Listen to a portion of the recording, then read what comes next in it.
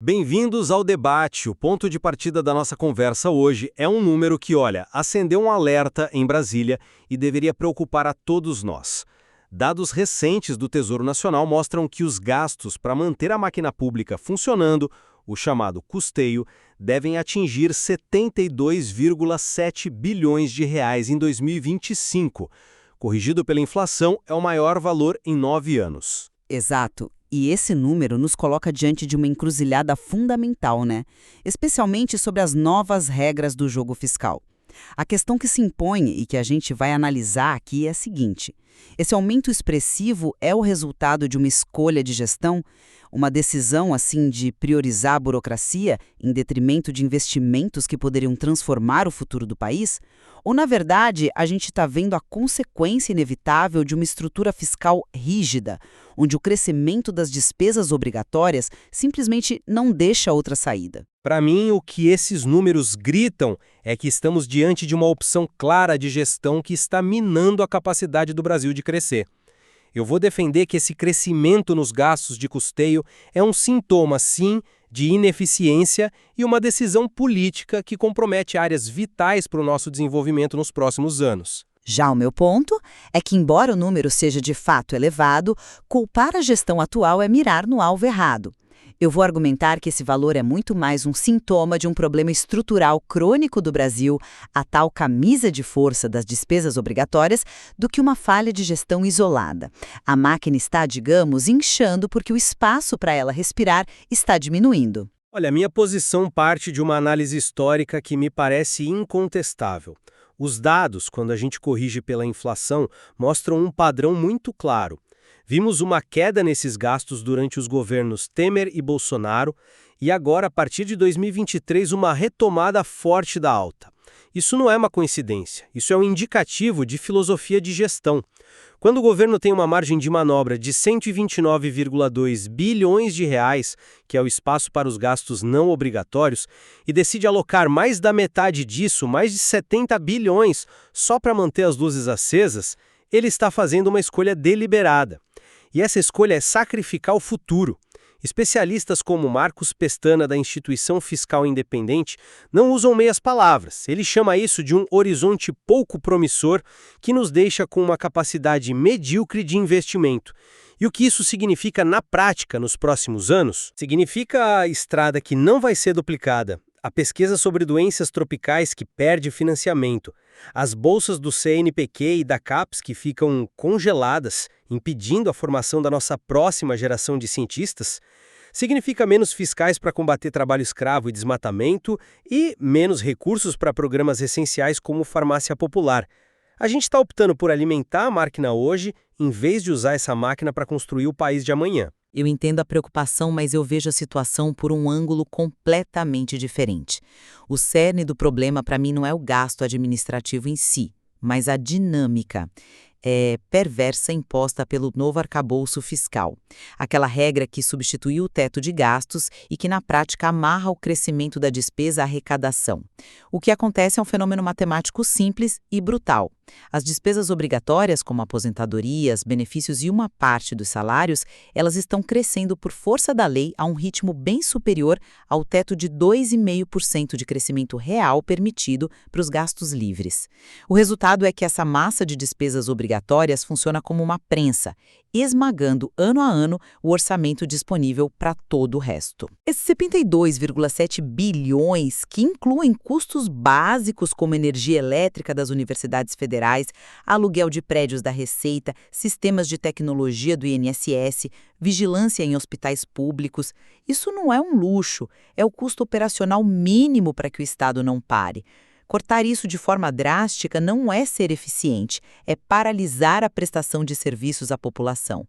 E o alerta do ex-secretário do Tesouro, o Jefferson Bittencourt, vai nessa linha. Ele diz que 2026 será um ano extremamente difícil, não só por causa do custeio, mas pelo represamento de despesas obrigatórias, como a fila de benefícios previdenciários. O gasto administrativo, portanto, é a febre, não a doença. A doença é a rigidez orçamentária que está sufocando o futuro do Brasil. Mas como você explica que, sob outras regras fiscais igualmente apertadas, como o antigo teto de gastos, esses mesmos custos foram contidos?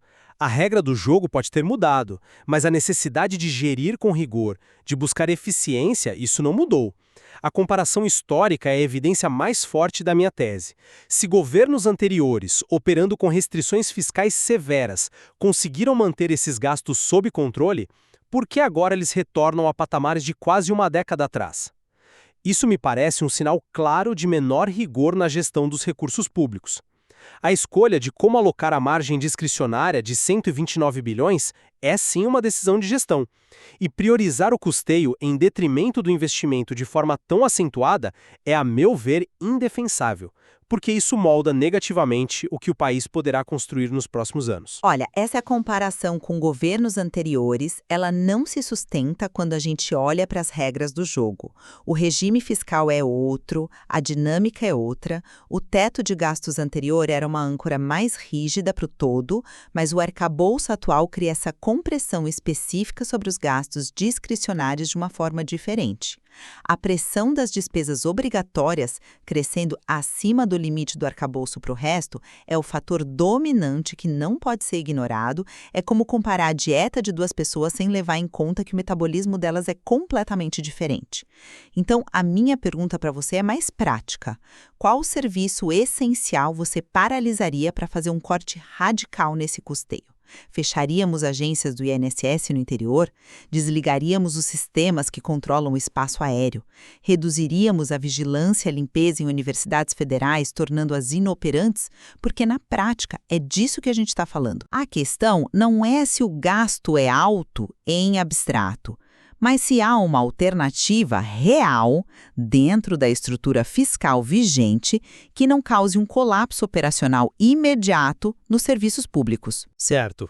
Você fala em colapso operacional imediato, mas e o colapso lento e gradual que a gente está impondo ao futuro do país? Essa paralisação não é exatamente o que já está acontecendo com os investimentos? Ao escolhermos manter a máquina funcionando neste exato nível de despesa, nós não estamos, na prática, paralisando a construção de futuras hidrelétricas, o avanço da pesquisa científica, a modernização dos nossos portos, a capacidade do Estado de se adaptar ao século XXI? O que me parece é uma troca muito clara do futuro pelo presente. E eu discordo que a gestão não tem agência. Ela tem sim o dever e a capacidade de buscar eficiência, de renegociar contratos milionários, de otimizar o uso de recursos. Aceitar esse número de 72 bilhões como inevitável é uma abdicação da responsabilidade de gerir. É tratar o orçamento como uma fatalidade e não como um instrumento de escolhas. Está tentando jogar um jogo com regras muito apertadas. O verdadeiro gargalo para o futuro, como o Bittencourt bem apontou, não é apenas o custeio deste ano, mas a bomba relógio das despesas obrigatórias que foram represadas e que vão explodir nos próximos anos, somadas à pressão natural de um ano eleitoral como 2026. O governo enfrenta uma escolha de Sofia.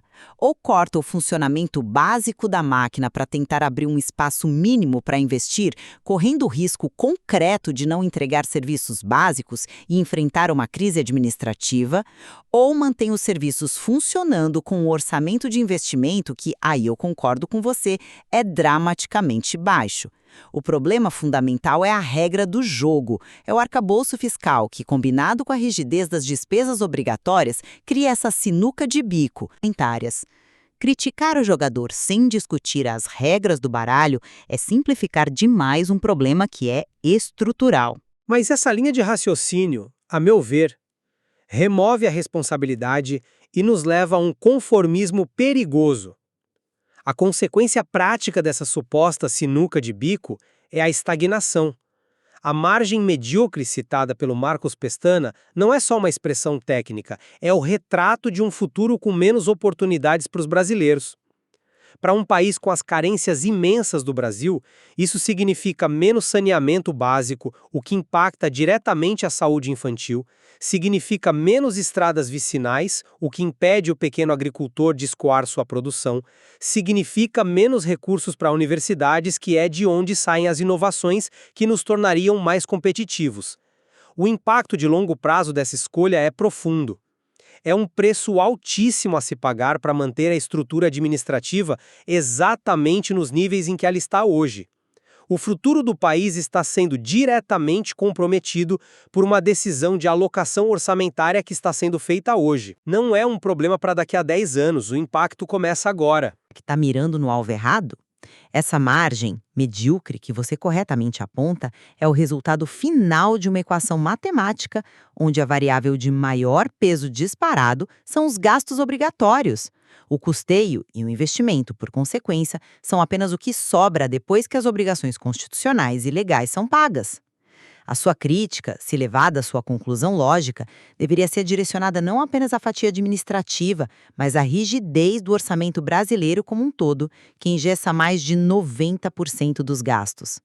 O dilema de investir no futuro versus manter a operação no presente é real e angustiante, mas ele é imposto pela estrutura de gastos do Estado brasileiro, não foi criado do zero pela gestão de plantão.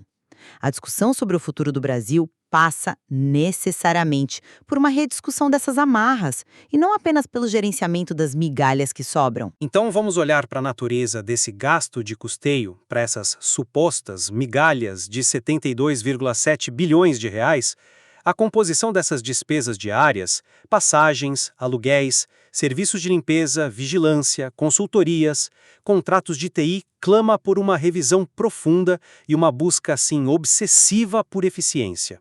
Atingir o maior valor em 9 anos, mesmo com a inflação descontada, sugere fortemente que há, sim, gordura para cortar. Não podemos tratar essa cifra como um monólito sagrado e inquestionável. Eu não estou falando em parar o Estado. Estou falando em questionar o sempre foi feito assim. Pensemos em algo concreto. Os contratos de aluguel de prédios públicos em Brasília ou nas grandes capitais. Com a consolidação do teletrabalho parcial, quantos desses espaços caríssimos ainda são realmente necessários? E os contratos de tecnologia?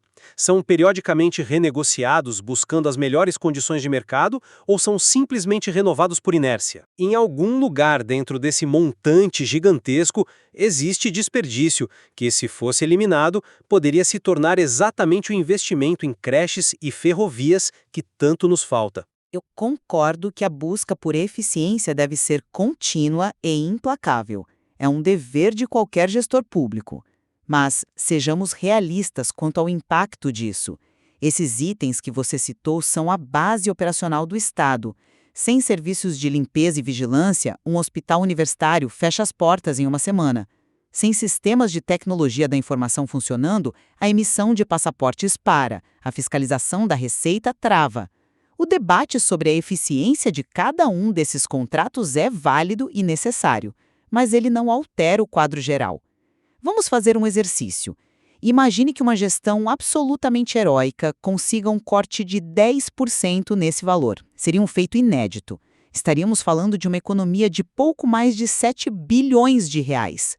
É um dinheiro importante, sem dúvida, mas ele não resolve o buraco de dezenas de bilhões que a compressão do arcabouço está criando no orçamento de investimento. É como tentar esvaziar uma piscina com um balde enquanto a mangueira das despesas obrigatórias continua jorrando água com pressão total. Focar nos centavos do custeio pode, perigosamente, nos distrair dos reais, das centenas de bilhões de bilhões que estão sendo consumidos no piloto automático pelas despesas obrigatórias. No fim das contas, para mim, a questão volta para a escolha e a prioridade. Os dados revelam uma tendência preocupante. O aumento expressivo dos gastos administrativos para o maior nível em quase uma década representa uma alocação de recursos que comprime perigosamente a capacidade de investimento do Brasil. Sob o atual arcabouço fiscal, essa escolha de gestão aponta para um futuro de crescimento limitado, sacrificando áreas estratégicas em prol da manutenção de uma máquina pública que, por esses números, parece inflada e ineficiente. O custo de oportunidade para o desenvolvimento do país nos próximos anos é simplesmente imenso. Os administrativos, embora bem intencionado, mascara o verdadeiro e gigantesco desafio fiscal do Brasil. A rigidez estrutural, com despesas obrigatórias em ascensão contínua, cria um cenário onde o orçamento para custeio e, principalmente, para investimento, é inevitavelmente esmagado. A discussão relevante para o futuro do país não é apenas sobre a eficiência da máquina hoje, mas sobre a sustentabilidade do nosso modelo fiscal como um todo, um modelo que força escolhas trágicas e limita severamente o nosso horizonte de desenvolvimento. Fica claro que, embora a gente concorde sobre a gravidade do desafio fiscal e o impacto devastador que a falta de investimento terá sobre o futuro do Brasil, nos divergimos profundamente sobre as causas primárias, se estamos diante de uma falha de gestão e de prioridades ou de uma imposição incontornável da estrutura orçamentária. A análise desses dados do Tesouro certamente nos oferece muitas outras camadas a explorar. Exato. E a consideração dessas múltiplas perspectivas é o único caminho para a gente compreender a real complexidade das escolhas que vão definir se os próximos anos serão de desenvolvimento ou de estagnação para o Brasil.